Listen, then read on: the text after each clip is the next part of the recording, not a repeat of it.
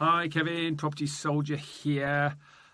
I just thought I'd jump on and do this quick live because I put a post in the Facebook group and I got a few people saying to me, how can landlords avoid Section 24 and when doing rent to serviced accommodation. So I just thought I'd explain that. Now, this is going out as a Facebook Live, and also I'm doing it as a podcast episode. So for those tuning into the podcast, welcome to this episode of the Serviced Accommodation Property Podcast. And I just thought I'd clear this up because when people are posting or commenting, and you can find yourself taking an awful lot of time responding to comments. So I just thought I'd do this to answer some of the comments that people have made, valid comments that people have made based on a recent post I did, which is landlords doing rent to SA avoiding Section 24. Okay, so just to explain, when a landlord is getting fixed rent from a property that the SA operator is using as serviced accommodation, in my opinion, it's unlikely that that landlord can avoid Section 24. However, the way to look at it is this. I know for a fact that there are some owners of property and they're getting fixed rent for their property given to them by an SA operator. They are putting that income down on their tax return as furnished holiday let income, which is what most people are doing when they're doing serviced accommodation. And their accountant is supporting that, even advising that they should. And therefore, they are still able to offset their mortgage interest, which is ultimately what Section 24 is. And so in those situations, landlords are avoiding Section 24. Now, here's the issue. The issue comes up when we don't know whether or not that would bear up under scrutiny of a HMRC audit. And so that is why on my training courses, I make this very, very clear to people. I don't think that would bear up under an HMRC audit.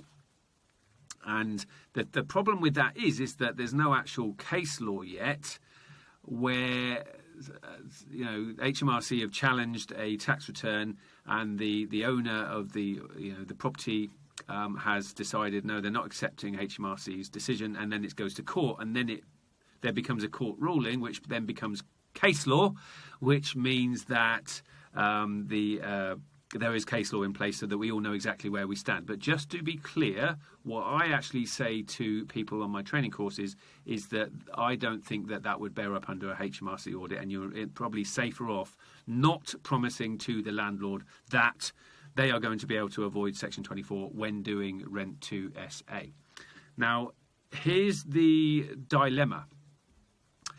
There are many, many forms, if you like, and what different people call rent to SA are different things. And so from rent to SA, that's one end of the scale. And then the other end of the scale, you have got serviced accommodation management. Now, by the way, those listeners just listening into this podcast, for those on the Facebook Live, my podcast is the Serviced Accommodation Property Podcast if you want to check out any of the other episodes. But you might want to just go to the specific episode where I talk about serviced accommodation management and how that works. Now, for serviced accommodation management, just in sort of big handfuls here, you are charging, the SA operator is charging a percentage of the turnover. Now, a percentage of the turnover definitely means that the owner and the operator, most people wouldn't call that rent to SA, and I fully agree. And the owner and the operator are jointly running the service accommodation business, and the owner of the property is deemed to be owning and operating furnished holiday let. And under those circumstances, we are very confident that owner will be able to avoid Section 24 tax and still be able to offset their mortgage interest. So then there's the space in between where some SA operators, and we're not doing this, and again, there's no case law, so it's only somebody's opinion as to what is okay and what isn't okay at the moment.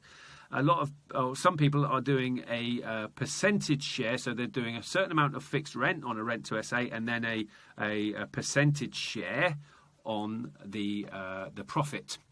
And so ultimately, that can be argued that the owner of the property has still got skin in the game and is owning and operating furnished holiday let and still avoiding Section 24.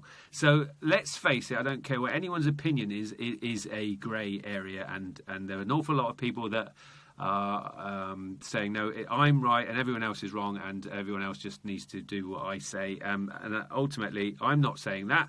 And I think we all just need to wait until there is case law. But as I said, my advice is to be on the safe side. Don't promise a landlord that they can avoid Section 24 if it is just straight rent, because that is not future-proofing and that is taking a risk, let's face it. So what you can do with straight rent with a landlord is just promise to keep the property in show home condition and no voids, no bad tenants, and all of those benefits.